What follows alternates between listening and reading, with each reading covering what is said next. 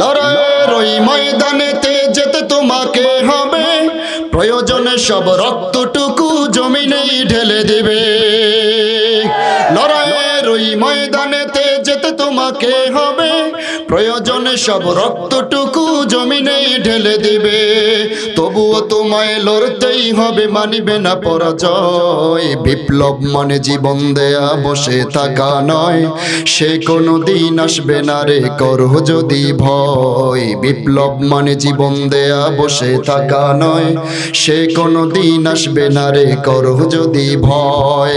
আসবে বিজয় রক্ত আর জীবনের বিনিময়, আসবে বিজয় রক্ত আর জীবনের বিনিময়। বিপ্লব মানে জীবন দেয়া, বসে থাকা নয়, সে কোনো দিন আসবে না রে করো যদি ভয়। ঠিক না? মুসলমান ভয় করবে কাকে? মুসলমানদের অন্তরের ভিতরে ভয় কার থাকবে জোরে বলেন? ইন্নাল হামদুলিল্লাহ إن الحمد لله الأكرم الذي خلق الإنسان وكرم وعلمه من البيان ما لم يعلم فسبحان الذي لا يحصى امتنانه باللسان ولا بالقلم نشهد أن لا إله إلا الله وحده لا شريك له ونشهد أن سيدنا وسندنا وحبيبنا وحبيب ربنا ومولانا محمدا عبده ورسوله الذي أرسله بالحق بشيرا ونذيرا وداعيا إلى الله بإذنه وسراجا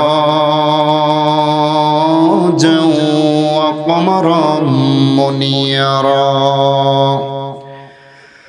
أما بعد فقد قال الله تبارك وتعالى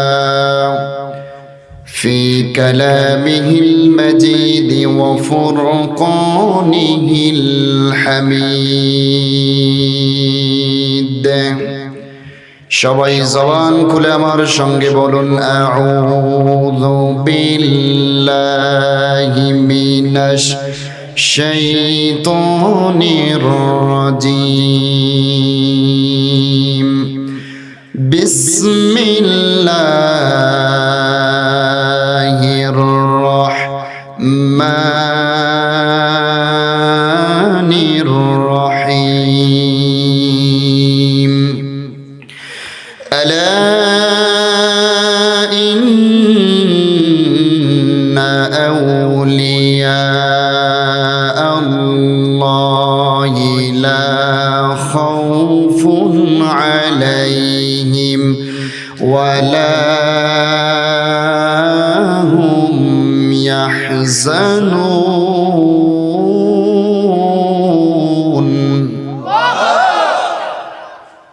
صدق الله العظيم وصدق رسوله النبي الكريم ونحن على ذلك لمن الشاهدين والشاكرين والحمد لله رب العالمين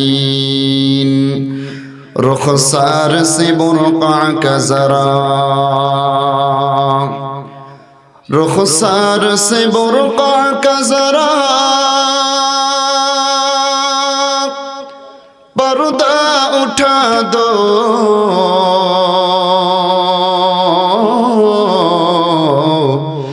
लिल्लाहि मुझे हुस्न खुदा दाद दिखा दो लिल्लाहि मुझे हुस्न खुदा दाद दिखा दो ऐ बहर करम सदक़ा हुसैन ऐ बहर करम सदक़ा हुसैन इब्ने अली का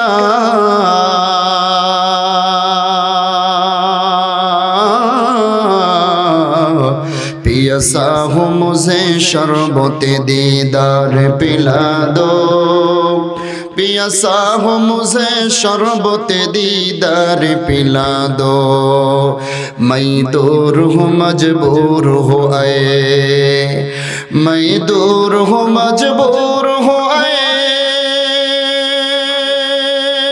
सैयद आलम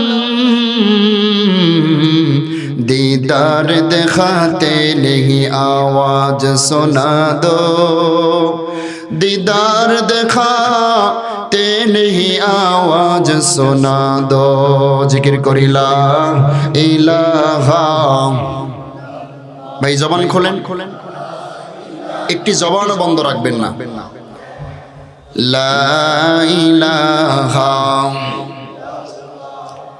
লা ইলাহা अल्लाह के जहा रहा डाकी बाबे है अल्लाह रापोन तराई हबे ठीक ना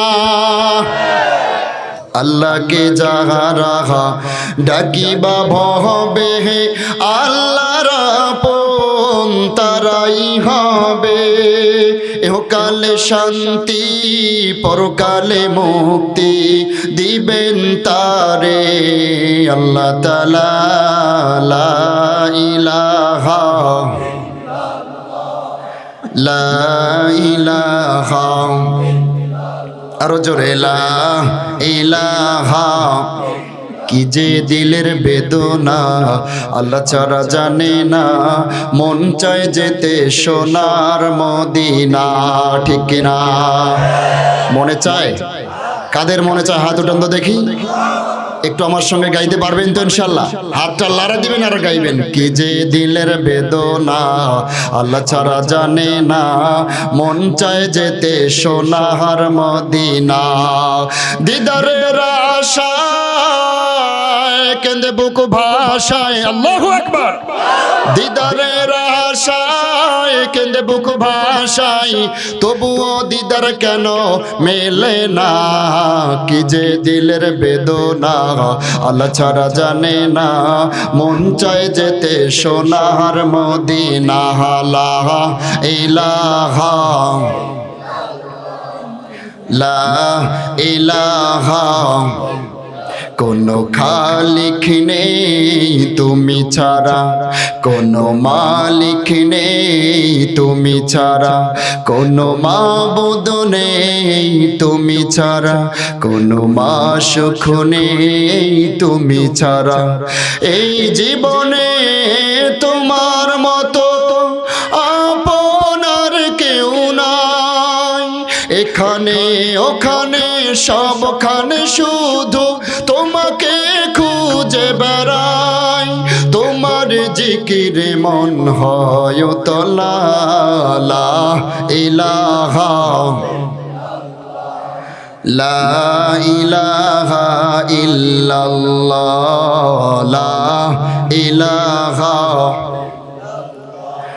লা ইলাহা ইল্লাল্লাহ লা ইলাহা ইল্লাল্লাহ মুহাম্মাদুর রাসূলুল্লাহ সকলে পড়ি সাল্লাল্লাহু আলহামদুলিল্লাহ সর্দারপাড়া তরুণ যুব সমাজের উদ্যোগে কবরবাসীদের রুহের মাগফিরাত কামনায় আয়োজিত আজকের এই বিশাল ওয়াজ মাহফিল ও হালকায়ে জিকিরের সম্মানিত সভাপতি মাননীয় প্রধান অতিথি বিশেষ অতিথিবৃন্দ মঞ্চে উপবিষ্ট রয়েছেন জ্ঞান ও বিজ্ঞানের উজ্জ্বল নক্ষত্র আমন্ত্রিত হযরত উলামায়ে কেরাম আমার সম্মুখে উপবিষ্ট বিভিন্ন এলাকা থেকে ছুটে আসা কোরআন ও হাদিসের অতন্দ্র প্রহরী ঈমানী চেতনায় উজ্জীবিত বিপ্লবী চেতনায় অনুপ্রাণিত এক ঝাঁক ইসলাম প্রিয় তাওহীদি মুসলিম জনতা পর্দার অন্তরালে অবস্থানরত আমার শ্রদ্ধেয়া সম্মানিতা মা ও বোনেরা, আসুন আমরা সকলেই আলোচনার সূচনায় মহান আল্লাহ পাকের দরবারে শুকরিয়া আদায় করি, যিনি অত্যন্ত দয়া এবং মায়া করে এই ফিতনার জামানায় দুনিয়ার সমস্ত ফিতনাকে অপেক্ষা করে আজকের এই সুন্দর পরিমোচিত গুনাহ মুক্ত একটি জান্নাতি কাফেলায় আসা এবং ধৈর্য নিয়ে বসার তৌফিক দিয়েছেন।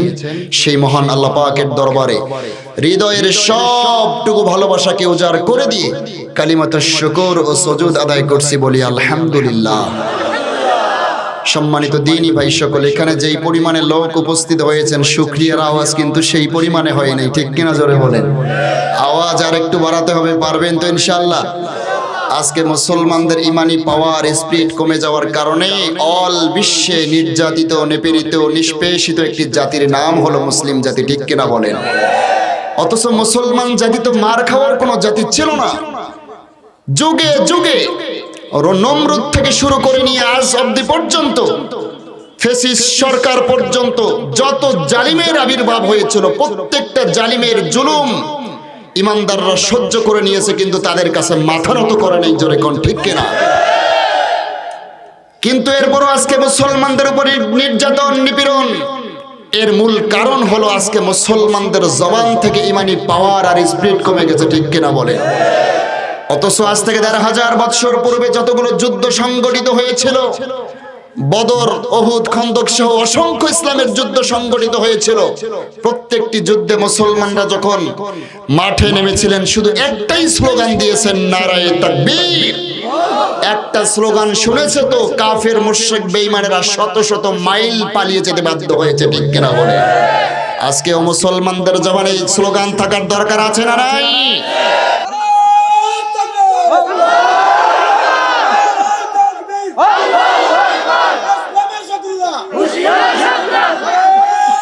লড়াইয়ের ওই ময়দানেতে যেতে তোমাকে হবে, প্রয়োজনে সব রক্তটুকু জমিনেই ঢেলে দিবে। লড়াইয়ের ওই ময়দানেতে যেতে তোমাকে হবে, প্রয়োজনে সব রক্তটুকু জমিনেই ঢেলে দিবে।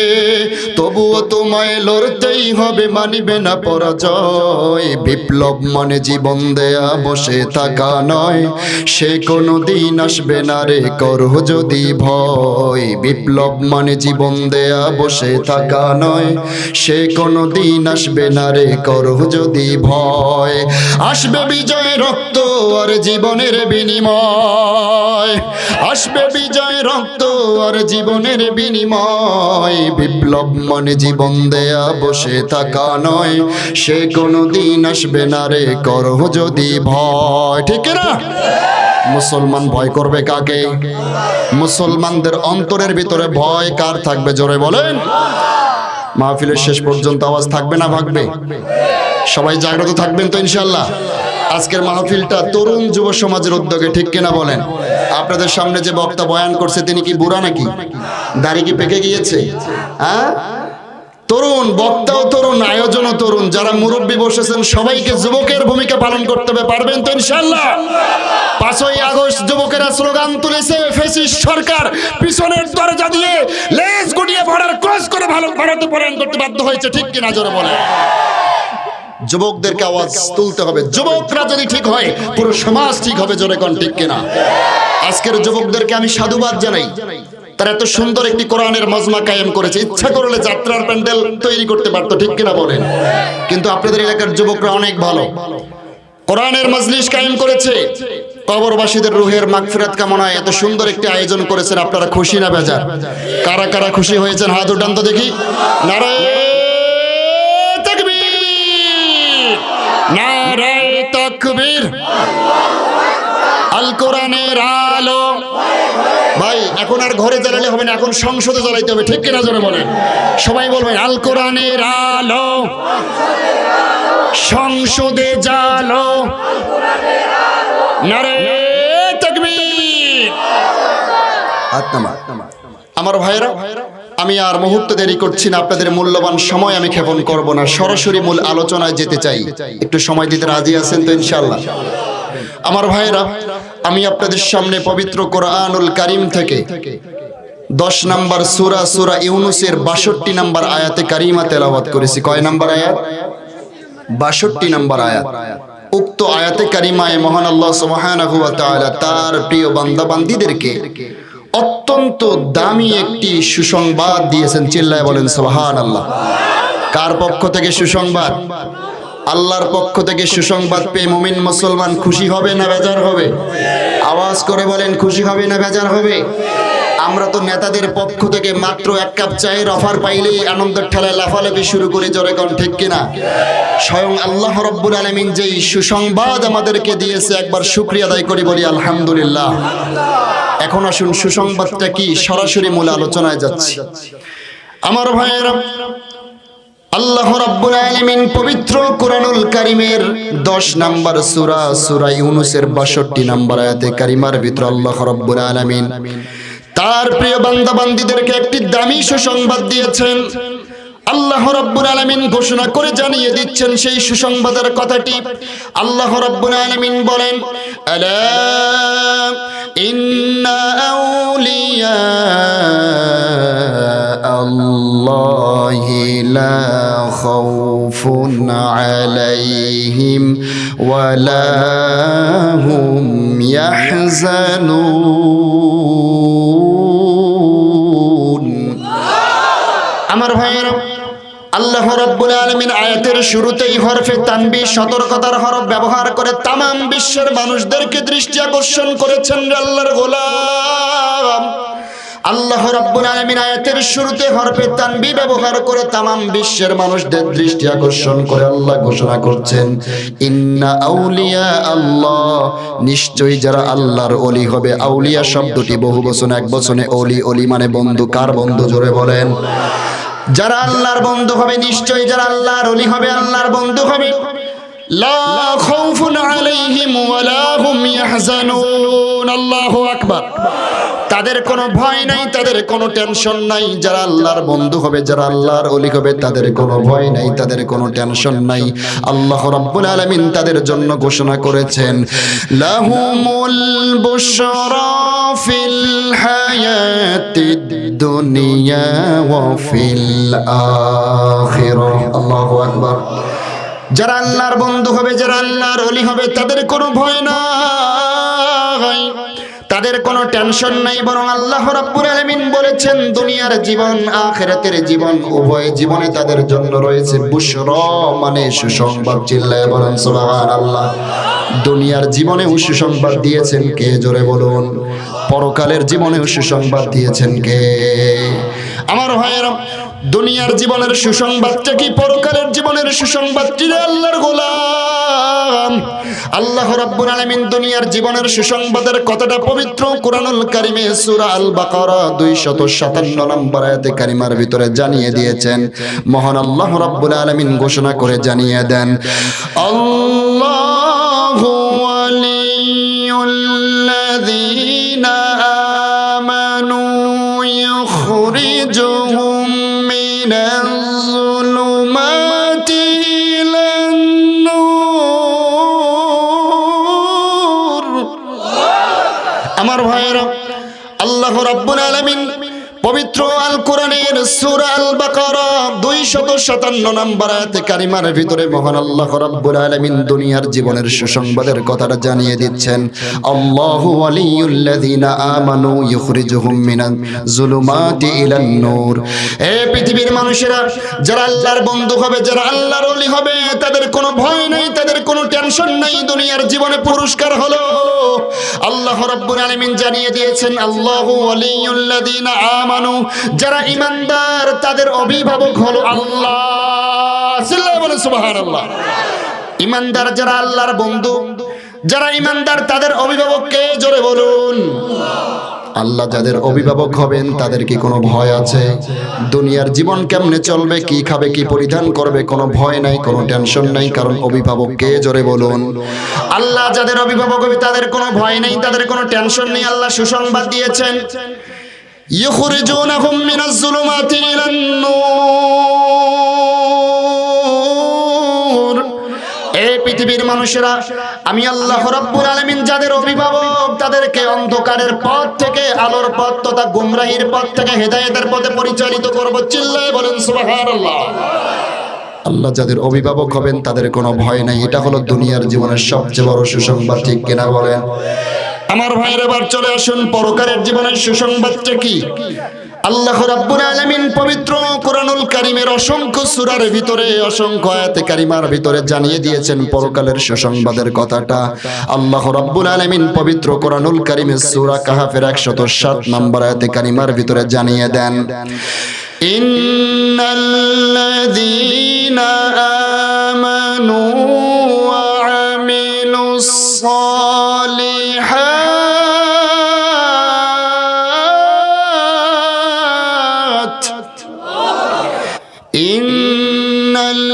ইন্নাল্লাযীনা আমানু ওয়া আমিলুস সালিহাতি কানাত লাহুম জান্নাতুল ফিরদাউসি নুজুলা।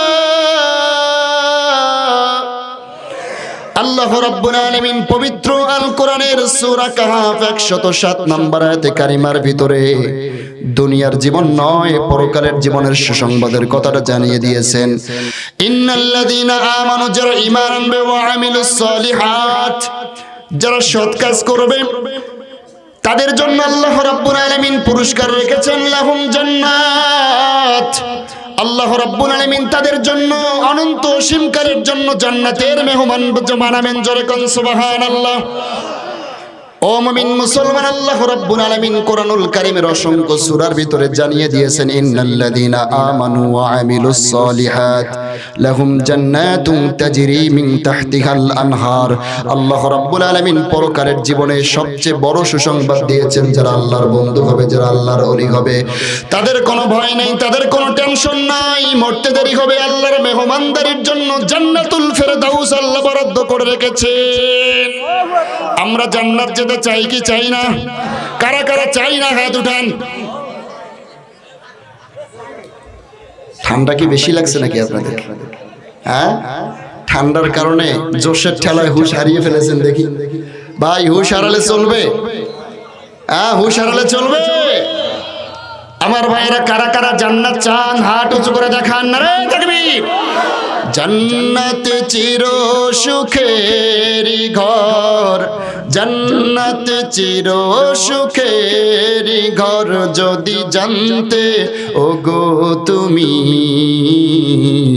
মায়া ঘেরা রঙিন পৃথিবী নয় তো সুখের খনি, ঠিক কিনা? জান্নাত পাওয়ার সহজ পথ সে তো শহীদি মরণ। জান্নাত পাওয়ার সহজ পথ সে তো শহীদি মরণ। শহীদ হলে খোদার রাহে, শহীদ হলে খোদার রাহে, তবে জান্নাত পাবে তুমি মায়া ঘেরা রঙিন পৃথিবী নয় তো সুখের খনি। বলুন আল্লাহু আকবার। আমরা জান্নাত চাই তো আমার ভাইরা, তাহলে বোঝা গেল যারা আল্লাহর বন্ধু হবে, যারা আল্লাহর ওলি হবে, তাদের কোনো ভয় নাই, টেনশন নাই। দুনিয়ার জীবনে পুরস্কার হলো আল্লাহ তাদের অভিভাবক, ঠিক কিনা বলেন? পরকালের জীবনের সবচেয়ে বড় সুসংবাদ হলো আল্লাহ তাআলা আমাদেরকে জান্নাতের মেহমান বানাবেন। চিল্লায়ে বলেন সুবহানাল্লাহ। আমার ভাইরা, তাহলে বোঝা গেল যারা আল্লাহর বন্ধু হবে, যারা আল্লাহর ওলি হবে, তাদের কোনো ভয় নাই, টেনশন নাই। দুনিয়াতেও সুসংবাদ, পরকালেও সুসংবাদ।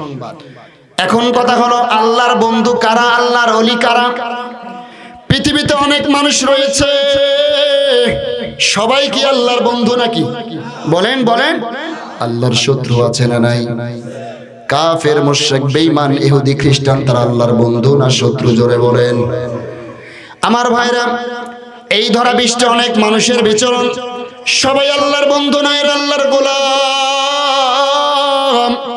সবাই আল্লাহর বন্ধু, সবাই আল্লাহর ওলি নয়।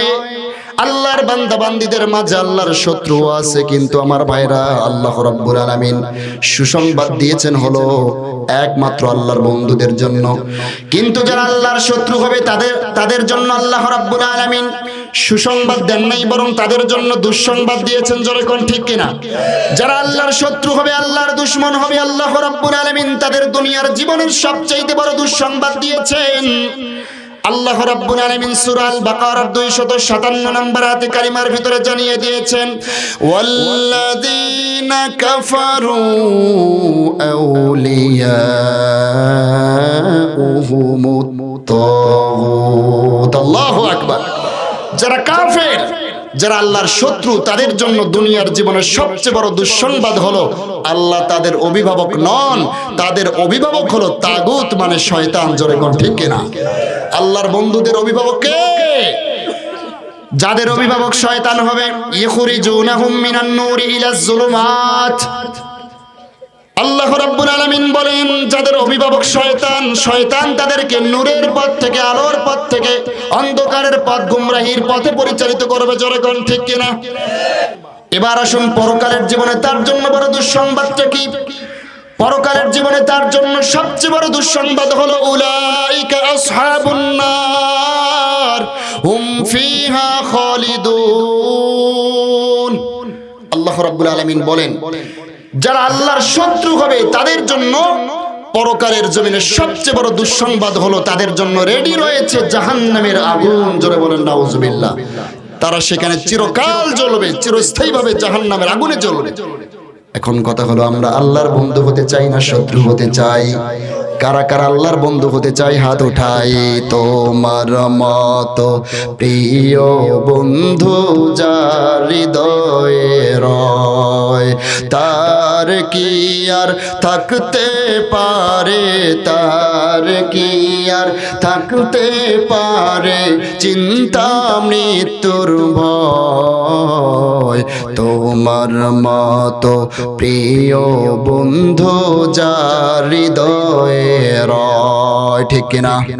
শিশুকালে মায়ের দুধে বাঁচাও খোদা প্রাণ, মায়ের স্নেহে বেড়ে উঠি তোমার অবদান। আল্লাহু আকবার। শিশুকালে মায়ের দুধে বাঁচাও খোদা প্রাণ, মায়ের স্নেহে বেড়ে উঠি তোমার অবদান। বন্ধু হয় ভালোবাসা, বন্ধু হয় ভালোবাসা, সরাও জগতময়।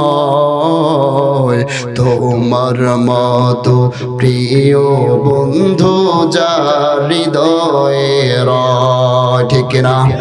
চোখে দিলে জ্যোতি তুমি, মুখে দিলে ভাষা, দেহে দিলে শক্তি বন্ধু, মনে দিলে আশা। আল্লাহু আকবার। চোখে দিলে জ্যোতি তুমি, মুখে দিলে ভাষা, দেহে দিলে শক্তি বন্ধু, মনে দিলে আশা। প্রেমে পাগল এ দেহ মন, প্রেমে পাগল এ দেহ মন, তোমার গাহে জয়। তোমার মতো প্রিয় বন্ধু যার হৃদয়ে রয়, তার কি আর থাকতে পারে, তার কি আর থাকতে পারে চিন্তা মৃত্যুর ভয়। তোমার মতো প্রিয় বন্ধু যার হৃদয়ে রয়। ঠিক না? আমরা আল্লাহর বন্ধু হতে চাই কি চাই না? আল্লাহর বন্ধু কারা? পৃথিবীতে অনেক মানুষ রয়েছে, এদের মাঝে আল্লাহর বন্ধু কারা? আল্লাহ রাব্বুল আলামিন আমার তেলাওয়াতকৃত আয়াতের পরবর্তী আয়াত সূরা ইউনূসের 63 নম্বর আয়াত কারিমার ভিতরে আল্লাহর বন্ধুদের পরিচয় আল্লাহ নিজে দিয়েছেন। চিল্লায় বলুন সুবহানাল্লাহ। আল্লাহ রাব্বুল আলামিন বলেন, আল্লাযীনা আমানু ওয়া কানু ইয়াত্তাকুন। আল্লাহু আকবার। আল্লাহ রাব্বুল আলামিন বলেন, আল্লাযীনা যারা আমানু ঈমান আনবে, ওয়া কানু ইয়াত্তাকুন তাকওয়া অর্জন করবে। দুটি সিফাত যাদের ভিতরে পাওয়া যাবে, দুটি গুণ যারা অর্জন করবে, তারাই আমি আল্লাহর বন্ধু, তারাই আমি আল্লাহর ওলি। চিল্লায় বলেন সুবহানাল্লাহ। দুটি গুণ যাদের ভিতরে পাওয়া যাবে, একটার নাম ঈমান। জোরে বলেন কি নাম ভাই? একটার নাম হলো ঈমান, আর একটির নাম হলো তাকওয়া। জোরে বলেন আরেকটির নাম কি? একটার নাম ঈমান আর একটার নাম তাকওয়া। স্মরণ থাকবে তো ইনশাআল্লাহ? আমাদের ভিতরে ঈমান আছে না নাই? জোরে বলেন। আমাদের ভিতরে আছে। আমার ভাইয়ের এক দৃষ্টিকোণ থেকে আমরা ঈমানদার। আল্লাহ তাআলা আমাদেরকে ঈমান দান করেছেন, আমরা আল্লাহর বন্ধু। জোরে কোন ঠিক কিনা? আমরা আল্লাহর কাছে কোনোদিন আবেদন করি নাই, অ্যাপ্লিকেশন করি নাই, দরখাস্ত করে নাই, আল্লাহ আমাদেরকে জন্মসূত্রে ঈমান দান করেন। আবেদন করছেন নাকি? আপনারা করেন নাই? হ্যাঁ, মুরব্বী বাজান কি আবেদন করছিলেন? না, আবেদন কেউ করি নাই। আল্লাহ তাআলা বিনা দরখাস্তে, বিনা অ্যাপ্লিকেশনে আমাদেরকে জন্মগত ভাবেই ঈমান দান করেছেন। ঠিক কিনা? জোরে বলেন। আমরা ঈমান পেয়েছি ফ্রি, যার কারণে আমাদের ঈমানের মূল্য আমরা বুঝি না। ঠিক কিনা? জোরে বলেন। নির্বাচনের সময় মাত্র 1 কাপ চায়ের বিনিময়ে আমাদের ঈমান বিক্রি হয়ে। জোরে কোন ঠিক কিনা? আমরা যেহেতু ঈমান পেয়েছি ফ্রি, নারী হোক পুরুষ হোক, এই ঈমানের মূল্য আমরা বুঝি না। কিন্তু ভাইরা আমার, আজ থেকে 1500 বছর পূর্বে যারা আল্লাহর নবীর ঈমানি দাওয়াত পেয়ে ঈমান গ্রহণ করেছেন, তাদের এই ঈমান আনার কারণে কি পরিমাণ কষ্ট, নির্যাতনের শিকার হতে হয়েছে। জোরে কোন ঠিক কিনা? আমার পূর্বে আপনাদের খতিব সাহেব চমৎকার এই দৃষ্টান্তগুলো আপনাদেরকে সামনে বয়ান করেছেন। ঈমান আনার কারণে কি পরিমাণ নির্যাতনের শিকার হতে হয়েছিল। হযরত বেলাল রাদিয়াল্লাহু তাআলা আনহু যখন আল্লাহর নবীর উপরে কালেমা পড়ে ঈমান আনলেন, হযরত বেলাল রাদিয়াল্লাহু তাআলা আনহুকে আরবের উত্তপ্ত মরুভূমির উপরে, বালুর উপরে শায়িত করে বড় বড় পাথর বুকের উপরে চাপা দিয়েছিল। এরপরেও বেলাল রাদিয়াল্লাহু তাআলা আনহু মুখের জবানে একমাত্র আল্লাহর স্মরণ শুধু বলেছিলেন, আহাদ আহাদ, আল্লাহু আকবার বলেন। আমার ভাইয়েরা, হযরত বেলাল রাদিয়াল্লাহু তাআলা আনহুকে এত পরিমাণ কষ্ট দিয়েছে, কিন্তু ঈমান কি ছাড়েছে নাকি? না না, আল্লাহর গোলাম হযরত বেলালকে উমাইয়া বিন খালদ ডেকে বলেছিলেন, বেলাল তুমি যদি মুহাম্মাদের কালিমা ফেরত দিয়ে আসো, ঈমানটা যদি তুমি পরিত্যাগ করো, তোমার জন্য চাকরির প্রমোশন বাড়বে, তুমি যা চাও তাই দিয়ে দেব। বেলাল বলেছিলেন, আমি আল্লাহর উপরে ঈমান এনেছি, রাসূলের উপরে ঈমান এনেছি। এই ঈমানটা আমার শরীরের শিরায় উপশিরায় পৌঁছে গেছে। কল্লা আলাদা হবে, জীবন চলে যাবে, আমি ঈমান থেকে সরে দাঁড়াতে পারবো না। আল্লাহু আকবার। হযরত খাব্বাব রাদিয়াল্লাহু তাআলা আনহুকে কি পরিমাণে কষ্ট দেওয়া হয়েছিল রে আল্লাহর গোলাম, একটু স্মরণ করবেন।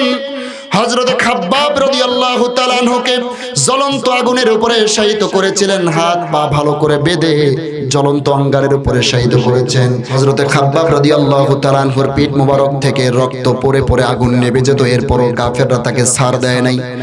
এত পরিমাণে কষ্ট দিয়েছিল, কিন্তু কাফেরদের কাছে কোনোদিনের জন্য মাথা নত তারা করে নাই। জোরে কোন ঠিক কিনা? কিন্তু আমরা যেহেতু ঈমান পেয়েছি ফ্রি, আমাদের ঈমানগুলো টাকায় বিক্রি হয়, আমাদের ঈমানগুলো রাস্তাঘাটেও বিক্রি হয়ে যায়। ঠিক কিনা? জোরে বলেন। সাহাবায়ে কেরাম এতটা নির্যাতনের শিকার হয়েছেন, ঈমান ত্যাগ করে নাই। ও মুসলমান, একটা কথা মনে রাখবেন, আপনার টাকা পয়সা না থাকতে পারে, আপনার বাড়িঘর না থাকতে পারে, লক্ষ কোটি টাকা ব্যাংক ব্যালেন্স না থাকতে পারে, ভিতরে যদি ঈমান থাকে, আপনার মূল্য আল্লাহর কাছে অনেক বেশি। জোরে কোন ঠিক কিনা? এই কথাই হযরত আলী রাদিয়াল্লাহু তাআলা আনহু বর্ণনা করে বলেছেন। হযরত আলী রাদিয়াল্লাহু তাআলা আনহু এরকম মসজিদে নববীর বারান্দায় বসে বসে কোরআনুল কারীমের তেলাওয়াত করতেছেন। পাশ দিয়ে কাফের ওয়ালিদ ইবনে উকবা চলে যাচ্ছেন। যেই মাত্র ওয়ালিদ ইবনে উকবার কর্ণকুহরে কোরআনের কারীমের তেলাওয়াত শুনতে পেল, থমকে দাঁড়িয়ে গেল। হযরত আলী রাদিয়াল্লাহু তাআলা আনহুর কাছাকাছি চলে আসলেন আর বললেন, হে আলী রে, তোমার সঙ্গে পার্সোনাল কিছু কথা আছে, আমার সামনে দাঁড়ায়া যাও। হযরত আলী রাদিয়াল্লাহু তাআলা আনহু দাঁড়িয়ে গেলেন। কাফের, বিখ্যাত কাফের একজন ডাক দিয়ে বলতেছেন, ওয়ালিদ ইবনে উকবা ডাক দিয়ে বলতেছেন, হে আলী রে, তুমি আমার বডি স্ট্রাকচারের দিকে একটু লক্ষ্য করে তাকাও, তুমি আলীর চাইতে আমার চেহারা কত সুন্দর। শক্তির দিক থেকে তুমি আলীর চাইতে আমি অনেক শক্তিশালী। হে আলীরে তুমি আমার বংশ মর্যাদার দিকে একটু তাকাও, তোমার বংশের চাইতে আমি ওয়ালিদ ইবনে উকবার বংশ মর্যাদা অনেক গুণ উন্নত মানের। হে আলীরে তুমি আমার ভাষার সাহিত্যিকতা জ্ঞান গরিমার দিকে একটু তাকাও, তুমি আলীর চাইতে ভাষার সাহিত্যিকতা জ্ঞান গরিমায় তোমার চাইতে আমি অনেক উঁচু মানের। এভাবে নিজের বরত্ব আর শ্রেষ্ঠত্বের কথাগুলো তুলে ধরতেছেন। ও মুমিন মুসলমান, যাদের ভিতরে ঈমান আছে, কাফেররা শুধু বকবক করে যাবে, ঈমানদাররা নীরবে সইবে, এটা হতে পারে না। জোরে কোন ঠিক কিনা? হযরত আলীর মেজাজটা গরম হয়ে গেল, খপ করে কাফেরের বাচ্চার কলারটা চেপে ধরেছেন। আল্লাহু আকবার বলে কাফেরের বাচ্চার কলারটা চেপে ধরে বলেছেন, হে কাফেরের বাচ্চা শোনো, কিছুক্ষণের জন্য মেনে নিলাম তোমার চাইতে বংশমর্যাদায় আমি নিচু, তোমার চাইতে শারীরিক শক্তিতে আমি নিচু, তোমার চাইতে আমি ভাষায় সাহিত্যিকতার দিক থেকে অনেক নিচু মানের। কিন্তু হে কাফেরের বাচ্চা ওয়ালিদ ইবনে উকবা, একটু শুনে রাখো, আল্লাহ রাব্বুল আলামিন আমার দিলের ভিতরে এমন একটা দামি সম্পদ দিয়েছে যেটা তোমার কাফেরের বাচ্চা তোমার ভিতরে দান করেন নাই। ঠিক কিনা? জোরে বলেন। আল্লাহ রাব্বুল আলামিনের কাছে আমি আলীর যেই দাম রয়েছে, যেই মূল্য রয়েছে, তোমার কাফেরের বাচ্চা শত শত যাদের ভিতরে ঈমান নাই, তাদের 4 পয়সার কোনো মূল্য নাই। ঠিক কিনা? জোরে বলেন।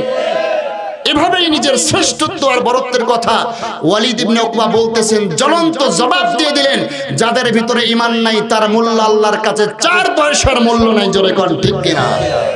ঈমান অত্যন্ত দামি জিনিস, অত্যন্ত দামি জিনিস। আল্লাহর নবী বিশ্বনবী সাল্লাল্লাহু আলাইহি সাল্লাম আজ থেকে ১৫০০ বছর পূর্বে হাদিস আমাদেরকে শুনিয়ে দিয়েছেন, হে পৃথিবীর মানুষেরা, যাররা পরিমাণ ঈমান নিয়ে যদি আপনি কবরে যেতে পারেন, নারী হোক আর পুরুষ হোক, যাররা পরিমাণ পরিমাণ ঈমান নিয়ে যদি কবরে যেতে পারে, আল্লাহ রাব্বুল আলামিন ওই বান্দাকেও যেই পরিমাণ জান্নাত দান করবেন, ওই জান্নাতটার এতটাই পরিধি হবে, এতটাই ব্যাপকতা হবে, এই দুনিয়ার 10 গুণ সমান একটি জান্নাত দিয়ে দিবেন। চিল্লায়ে বলেন সুবহানাল্লাহ। আমার ভাইয়ের, আল্লাহর নবী বিশ্বনবী বুখারী মুসলিমের বর্ণনায় হাদিস বর্ণনা করে বলেন, এই আমার উম্মতেরা তোমরা ভালো করে শোনো,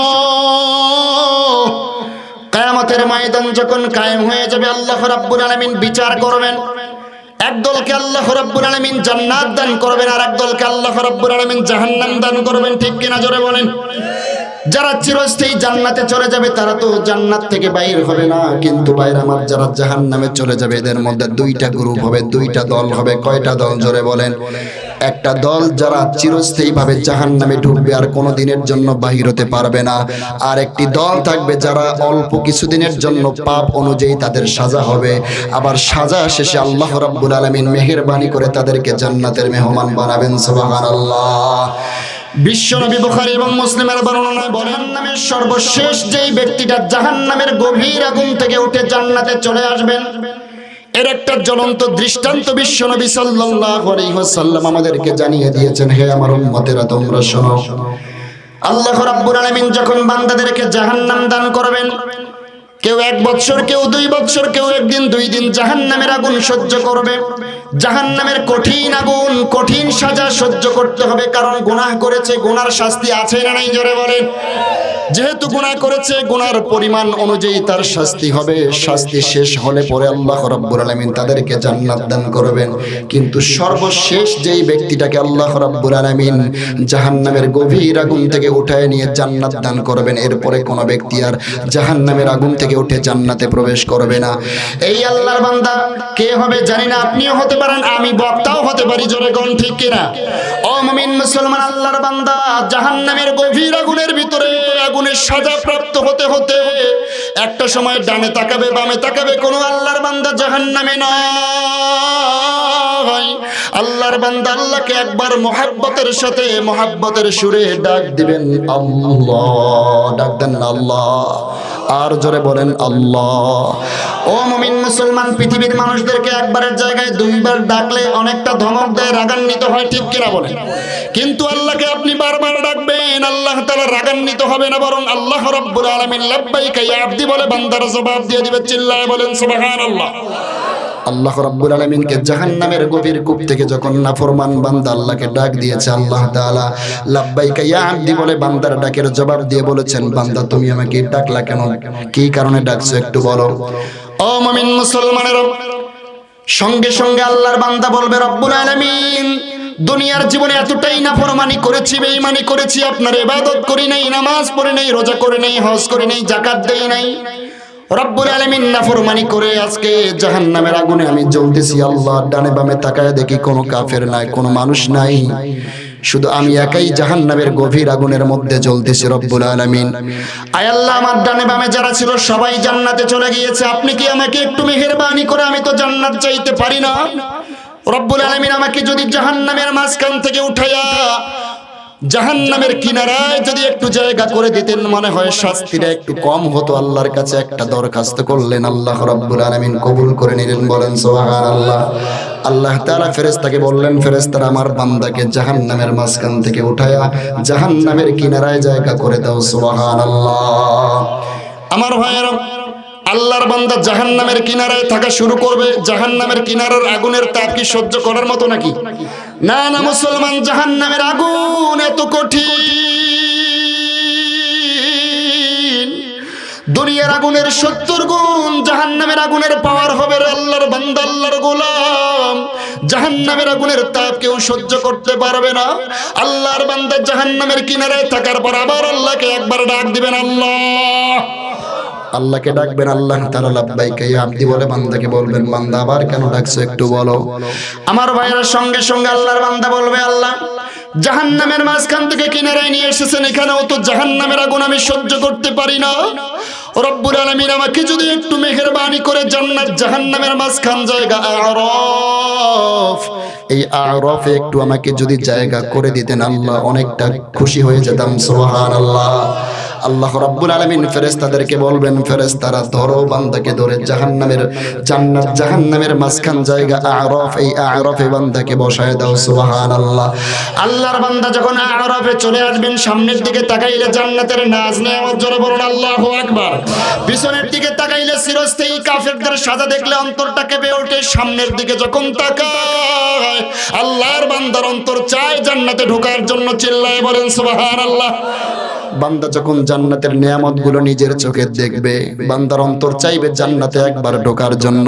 আল্লাহ রাব্বুল আলামিনকে ডাক দিয়ে বলবেন, আল্লাহ ওই যে জান্নাত দেখা যায়, যদি একটাবার শুধু জান্নাতে ঢোকার পারমিশন দিতেন, ঢুকবো আর বাইর হবে, একটা সেকেন্ডও দেরি করবো না। আল্লাহু আকবার। আল্লাহ তাআলা মনের খবর জানেন কি জানেন না? আল্লাহ রাব্বুল আলামিন দুনিয়াতে ঘোষণা দিয়ে জানিয়ে দিয়েছেন, যারা জান্নাতে একবার ঢুকবে কোনোদিনের জন্য বাইর হবে না, ঠিক কিনা বলেন? আল্লাহ রাব্বুল আলামিন বান্দাকে ডাক দিয়ে বলবেন, হে বান্দা শোনো শোনো, আমি তো দুনিয়ায় স্পষ্ট ঘোষণা দিয়েছি যারা জান্নাতে ঢুকবে কোনোদিন বাইর হবে না, তুমি আবার ঢুকবা বাইর হবে, এটা কেমন কথা? তুমিও তো বাইর হবে না, তোমার অন্তরের বিষয় তো আমি জানি। ও বান্দা, তোমাকে আমি আল্লাহ রাব্বুল আলামিন জাহান্নামের গভীর স্থান থেকে কিনারায় নিয়ে এসেছি, কিনারা থেকে মাঝখানে নিয়ে আসলাম। কেন নিয়ে আসলাম তুমি তো জানো না। ও বান্দা, তোমার অন্তরের ভিতরে যাররা পরিমাণ অনুপরিমাণ ঈমান ছিল, যে ঈমান সম্পর্কে পৃথিবীর কোনো মানুষ জানে না, যেই ঈমান সম্পর্কে ফেরেশতারাও জানে না, কেরামান কাতিবিন তারাও জানে না, কিন্তু আমি আল্লাহ তো জানি। আল্লাহু আকবার বলেন। আমি আল্লাহ রাব্বুল আলামিন জানি তোমার ভিতরে ঈমান ছিল। ও বান্দা যাও, আমি আল্লাহ রাব্বুল আলামিন তোমার অন্তরের ভিতরে যারা পরিমাণ ঈমানের দিকে তাকায়া ওই যে জান্নাত দেখা যায়, এই অনুরূপ আরো 10টা জান্নাত তোমাকে মালিক বানায়া দিলাম। জোরে কোন সুবহানাল্লাহ। নারে তাকবীর। আমার ভাইরা, ঈমানের দাম আছে না নাই? জোরে বলুন।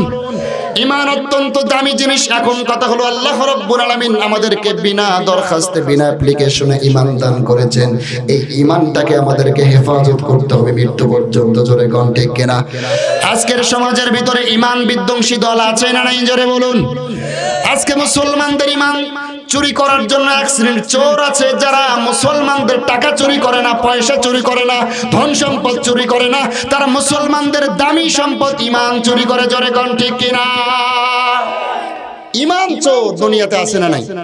হ্যাঁ, আমাদের এই বাংলাদেশে সবচেয়ে বেশি ইহুদি খ্রিস্টানরা অসংখ্য মিশন বাস্তবায়ন করে লেলিয়ে দিয়েছে। মুসলমানদেরকে ধ্বংস করতে হলে, মুসলমানদেরকে দমিয়ে রাখতে গেলে মুসলমানদের আগে ঈমানকে চুরি করতে হবে, ঈমানকে হরণ করতে হবে, তাহলেই মুসলমানদেরকে ধ্বংসের মুখে ঠেলে দেওয়া যাবে। নচেত মুসলমানদের কামান নাই, রাইফেল নাই, কিন্তু মুসলমানের ঈমানি পাওয়ার এতটাই বেশি, ঈমান দিয়ে এই বদরের প্রান্তরে মুসলমানরা বিজয় নিয়ে এসেছে। তোরে কোন ঠিক কিনা?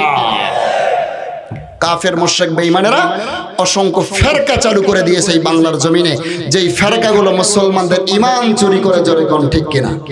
এই বাংলার জমিনে হিজবুত তাওহীদ নামে একটা দল আছে না নাই? বলেন বলেন, আপনাদের ভিতরে কি এর মুরিদ আছে নাকি? এরা মুসলমানদের ঈমান চুরি করে নাম দিয়েছে হিজবুত তাওহীদ। আসলে হিজবুত তাওহীদ নয়, সে হিজবুত শয়তান, জোরে কোন ঠিক কিনা?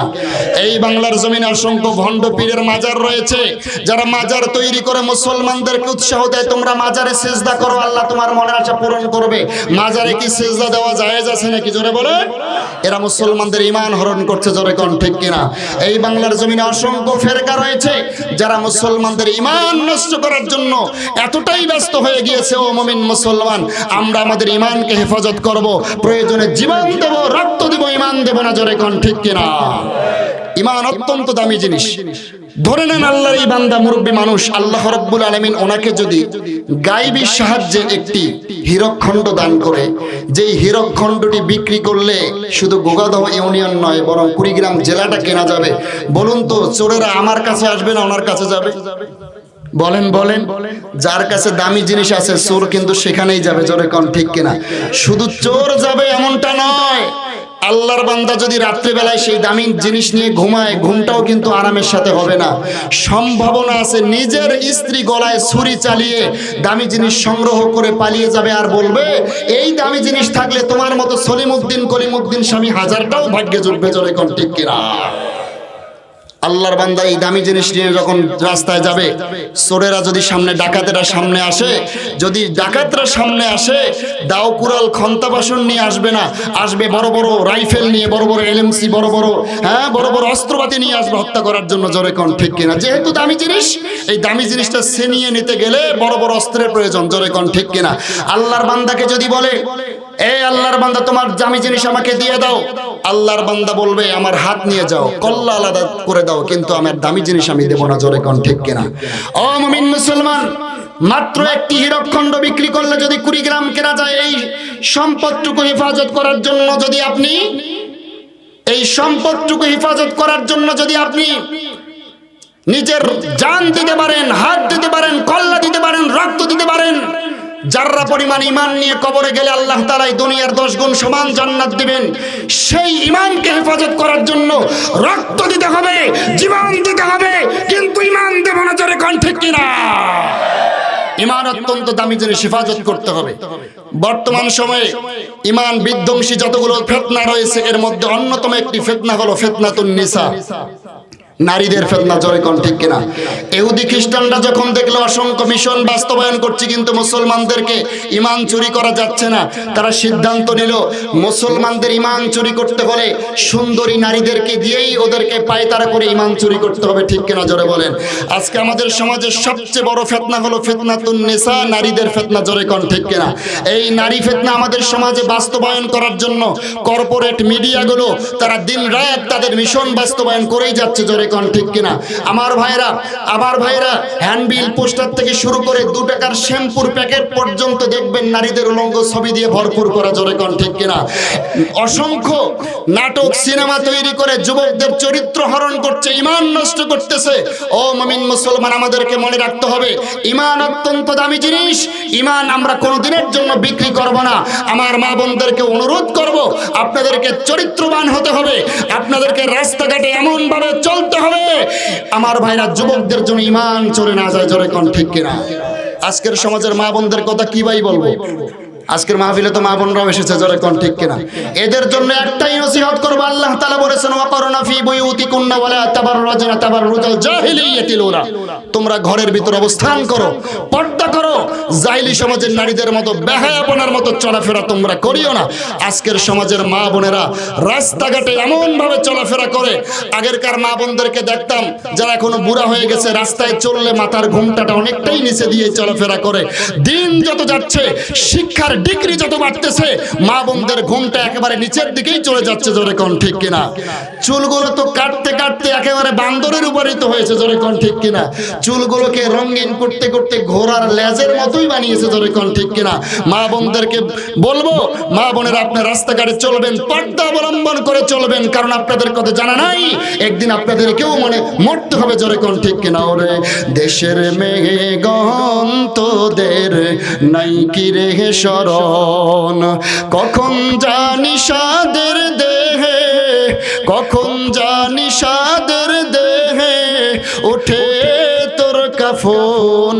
ওরে দেশের মেয়ে গহন তোদের নাই কি রে শরণ, ইজ্জতের মাথা খাইয়া রাস্তা পথে চলো, নিজের দেহের রূপ দেখাইয়া কত গৌরব করো।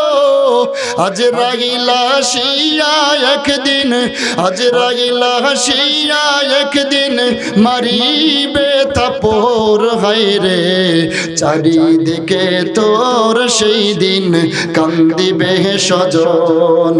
রে দেশের মেয়ে গম তোদের নাই কি রে শরণ, কখন জানি সাদের দেহে ওঠে তোর কাফন, হায়রে চারিদিকে তোর সেই দিন কান্দিবে স্বজন, ঠিক না?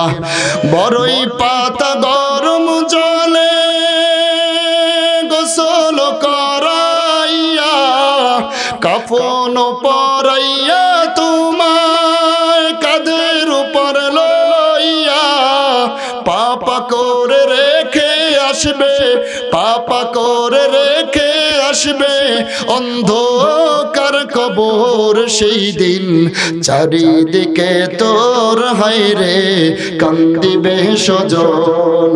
রে দেশের মেয়ে গহন তোদের নাই কি রে শরণ, কখন জানি সাদের দেহে ওঠে তোর কাফন সেই দিন, চারিদিকে তোর হায়রে কান্দিবে স্বজন, ঠিক কিনা?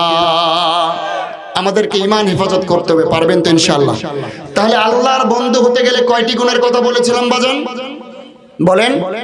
দুইটি গুণ, একটি হলো ঈমান আর একটি হলো কি? আমার ভাইয়েরা, দুটি গুণের মধ্যে একটি গুণ হলো ঈমান আর একটি গুণ হলো তাকওয়া। আমাদের ভিতরে তাকওয়া আছে না নাই? জোরে বলেন। তাকওয়া শব্দের শাব্দিক অর্থ হলো ভয়, তবে কার ভয়? জোরে বলেন। কোন মেম্বারের ভয় নাই, চেয়ারম্যানের ভয় নাই, পুলিশের ভয় নাই, কোন এমপি মন্ত্রীর ভয় নাই। মুসলমানের অন্তরের ভিতরে কার ভয় থাকবে? জোরে বলেন।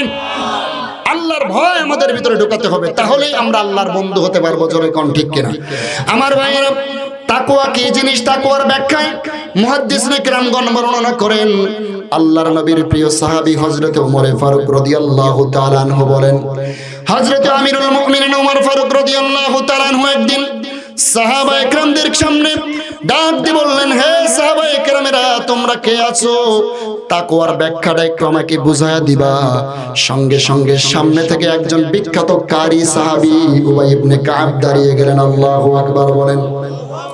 উবাই ইবনে কাব ডেকে বললেন, আমিরুল মুমিনিন হযরত ওমর, আমি উবাই ইবনে কাব আপনাকে তাকওয়ার ব্যাখ্যা বোঝাতে পারবো, তবে তার আগে আপনাকে একটা প্রশ্ন করব, যদি জবাব দেন তাহলেই আপনাকে বোঝানো সহজ হবে। ওমর ফারুক বললেন, কি প্রশ্ন করবা করো। সঙ্গে সঙ্গে উবাই ইবনে কাব ডাক দিয়ে বললেন, আমিরুল মুমিনিন, আপনি কি কখনো কাঁটাযুক্ত পথে বিচরণ করেছেন কিনা?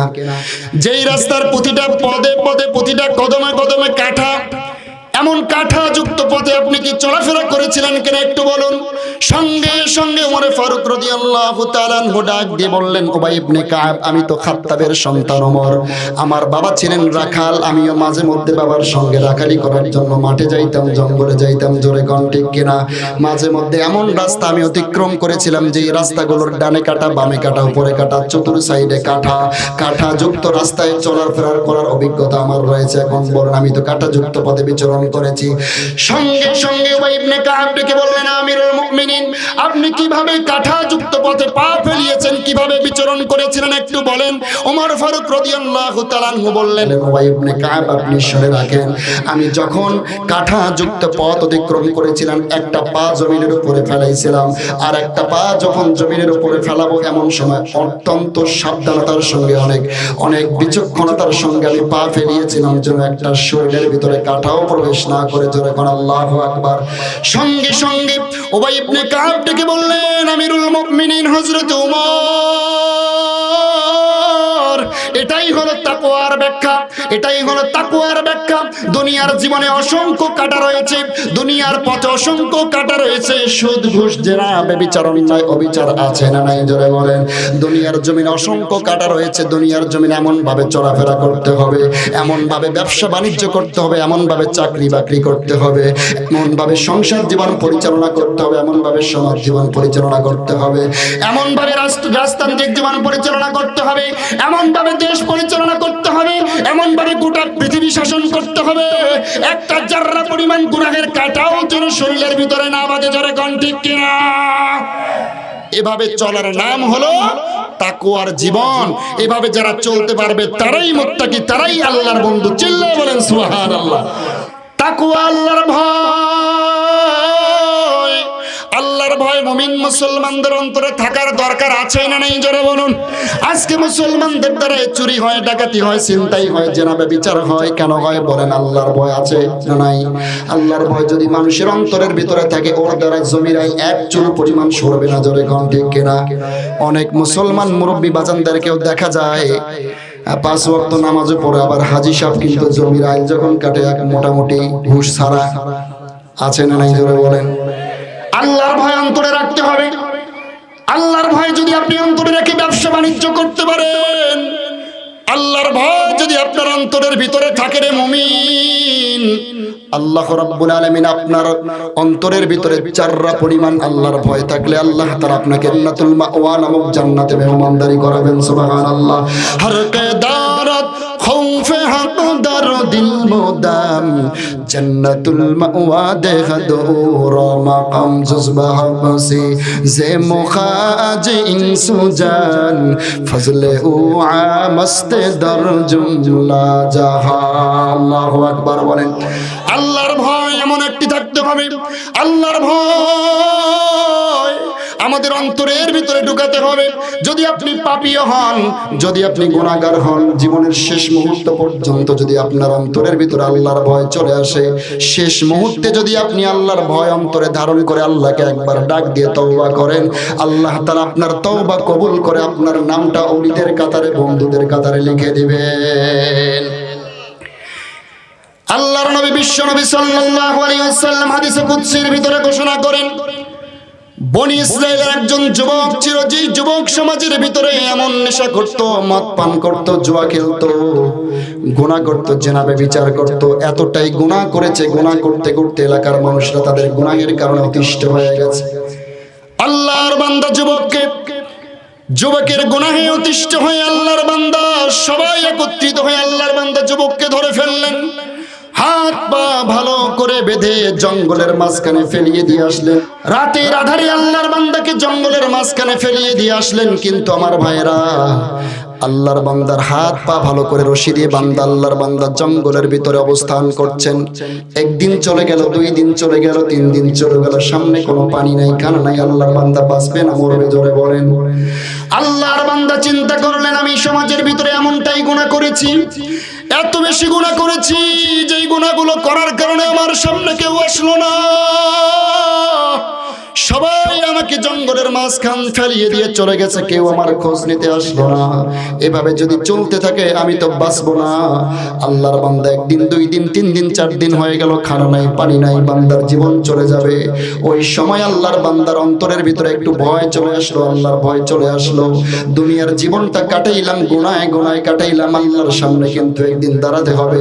কি হিসাব দেব আল্লাহর কাছে, কি হিসাব দেব? দুনিয়ার জমিন তো কিছুক্ষণের পরে আমি বিদায় নেব, কারণ আমার সামনে কোনো খানা নেই, পানি নেই, জীবন চলে যাবে।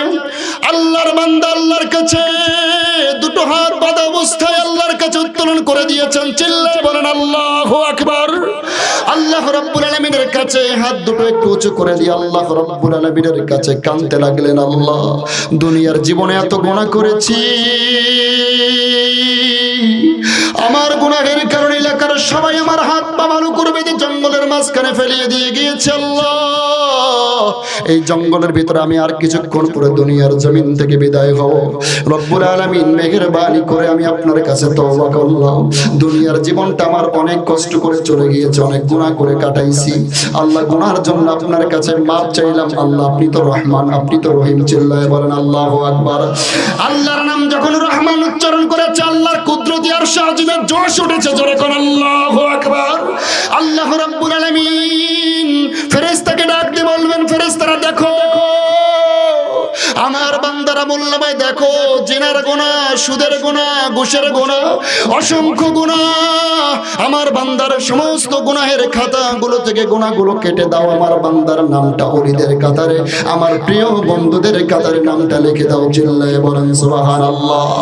আল্লাহ রাব্বুল আলামিন যখন দেখলেন আল্লাহর বান্দা দুনিয়ার জমিন থেকে বিদায় নিয়ে চলে গেল, আল্লাহ রাব্বুল আলামিন মূসা পয়গম্বরকে রাত্রি বেলায় ওহী প্রেরণ করলেন, হে পয়গম্বর মূসা আগামীকাল সকালবেলায় আপনার কিছু উম্মতদেরকে নিয়ে অমুক জঙ্গলের মাঝখানে চলে যাবেন, সেখানে একজন আমি আল্লাহর বন্ধু, আল্লাহর বন্ধুর লাশ পড়ে আছে, আমি আল্লাহর ওলির লাশ পড়ে আছে, লাশটার জানাজা পড়াইবা আর উম্মতদেরকে ঘোষণা করাইবা যারা গুনাহগার তারাও যদি ওই জানাজায় শরীক হয়, আমি আল্লাহ ওই বান্দার ওসিলায় সবাইকে মাফ করে জান্নাতের মেহমান বানাবো। সঙ্গে সঙ্গে মূসা পয়গম্বর সকালবেলায় ঘুম থেকে উঠলেন, এলাকাবাসীকে বললেন, হে যুবক কে আছো গুনাহগার, আল্লাহর একজন ওলির লাশের জানাজায় উপস্থিত হইলে আল্লাহ মাফ করবেন। আল্লাহ ঘোষণা দিয়েছেন, আসো আসো। অসংখ্য এলাকার মুরব্বীরা, যুবকেরা একত্রিত হয়ে জঙ্গলের মাঝখানে রওনা করলেন। যেই মাত্র জঙ্গলের মাঝখানে আল্লাহর বান্দার মৃতদেহ চোখের সামনে ভেসে উঠল, সবাই অবাক হয়ে গেল, এ তো আমাদের সেই যুবক, আমরা যেই যুবকের গুনাহে অতিষ্ঠ হয়ে হাত পা ভালো করে বেঁধে জঙ্গলের মাঝখানে ফেলিয়ে দিয়ে গিয়েছি, এই যুবক আল্লাহর ওলি হলো কেমনে, আল্লাহর বন্ধু হলো কেমনে, এটা নিঃসন্দেহে ভ্রান্ত করা যাবে গন্ডে কেনা। মূসা পয়গম্বরকে ডেকে বললেন, পয়গম্বর আপনিও কি মিথ্যা কথা বলেন নাকি আপনার রবও কি মিথ্যা কথা বলে নাকি, নাউজুবিল্লাহ বলেন। পয়গম্বর মূসাও অবাক হয়ে গেছে, সর্বনাশ। এলাকার লোকেরা সবাই বলতেছে এটা এই যুবক ছিল এলাকার সবচেয়ে বখাটে যুবক, যেই যুবক এলাকায় সুদ ঘুষ জেনা ব্যভিচার অন্যায় অবিচার এতটা করেছে, এত বেশি করেছে, যার গুনাহে অতিষ্ঠ হয়ে এলাকাবাসী তার হাত পা ভালো করে বেঁধে জঙ্গলের মাঝখানে ফেলিয়ে দিয়ে গেছে। এটা কেমনে আল্লাহর ওলি হয়, কেমনে আল্লাহর বন্ধু হয়? মূসা পয়গম্বর আল্লাহর সঙ্গে একটু নেটওয়ার্ক তৈরি করলেন, জোরে কোন আল্লাহু আকবার। আল্লাহ রাব্বুল আলামিনকে বললেন, রব্বুল আলামিন এই যুবক আপনার ওলি হলো কেমনে, এটা তো কিছুভাবেই মানা যাচ্ছে না, কারণ এলাকার সবাই বলতেছে সেটা বখাটে যুবক, গুনাহগার যুবক। আল্লাহ রাব্বুল আলামিন বললেন, মূসা এলাকার সবার কথাগুলো ঠিক আছে, আপনার কথাও ঠিক আছে, তবে এলাকার লোকরা যখন তার হাত পা ভালো করে বেঁধে জঙ্গলের মাঝখানে ফেরিয়ে দিয়ে গিয়েছে, আল্লাহর বান্দার চোখের পানি ছেড়ে আমি আল্লাহর কাছে তওবা করেছি। আমি আল্লাহ রাব্বুল আলামিনের নাম রহমান, আমি আল্লাহ রাব্বুল আলামিনের নাম হলো রহিম। আমার বান্দা যখন আমার কাছে দুফোঁটা চোখের পানি ছেড়ে দোয়া করেছে, আমি আল্লাহ রাব্বুল আলামিনের আরশ আজিম থার থার করে কেঁপে উঠেছে। আল্লাহু আকবার। আমি আল্লাহ তাআলা বান্দার গুনাহের দিকে তাকাই নাই, আমি আল্লাহ রাব্বুল আলামিন বান্দার তওবার দিকে তাকায়া তার অন্তরের ভিতরে আমি আল্লাহর ভয় ছিল, এই ভয়ের দিকে তাকায়া আমি আল্লাহ রাব্বুল আলামিন তার নামটা কাফেরের খাতা থেকে, সমস্ত গুনাহগারদের খাতা থেকে আমি আল্লাহ রাব্বুল আলামিন নামটা কেটে আমার বন্ধু, আমার ওলিদের কাতারে নামটা লিখে দিয়েছি। চিল্লায় বলেন সুবহানাল্লাহ। ও গো বন্ধু, ও গো মুমিন, ও গো আমার দিনী ভাই, মরণ আসবে কখন পাশে এ খবর তো জানা নাই, ঠিক না?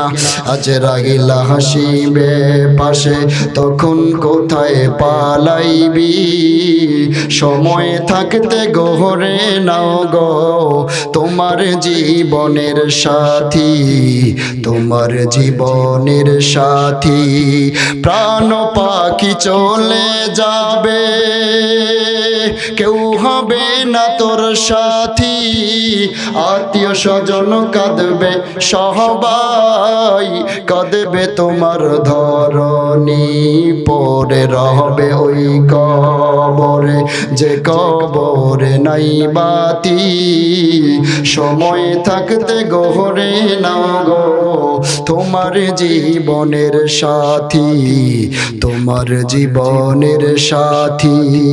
দোয়া চেয়ে বিদায় নিলাম আমি অধম রফিকুল ইসলাম, খোদায় যেন দয়া কোহরে এ গুনাহগারকে দেয় না জাত, সুখে থাকো তোমরা সবাই আমি এই দোয়া করি, সময় থাকতে গহরে নাও গো তোমার জীবনের সাথী, তোমার জীবনের সাথী, তোমার জীবনের সাথী। আল্লাহ রাব্বুল আলামিন আমাদের সবাইকে দুটি গুণ অর্জন করে কবরে যাওয়ার তৌফিক দান করুন, আমিন। আল্লাহ রাব্বুল আলামিন আমাদের সব ভাইকে মা বোনদেরকেও দুটি গুণ দুটি সিফাত অর্জন করে আল্লাহর বন্ধু হয়ে কবরে যাওয়ার তৌফিক দান করুন, বলেন আমিন।